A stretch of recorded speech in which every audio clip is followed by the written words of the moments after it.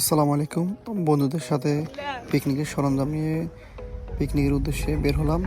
নৌকায় করে আমরা যাব, আর যাওয়ার পথে আমরা মাঝখানে মুড়ি বানাই এবং পথে আমাদের দুই বন্ধুকে রেখে সবাই চলে যায়। এই জন্য আমার বন্ধু একটু উত্তেজিত ছিল।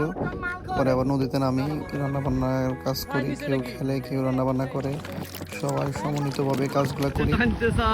আলহামদুলিল্লাহ আমরা এভাবে আমাদের পিকনিকটি সম্পন্ন করি। ইনশাল্লাহ আবার আমরা একত্রিত হব অন্য কোনো সময়। আর বন্ধুদের সাথে আসলে ঘোরার মজাই আলাদা।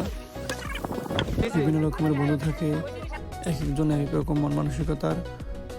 ওভারঅল ঘোরাটা অনেক মজারই হয়েছে। অনেক বন্ধুকে মিস করছি, অনেকজনই বিভিন্ন কারণে আসতে পারেনি, তাই তাদের অনেক মিস করছি। আল্লাহ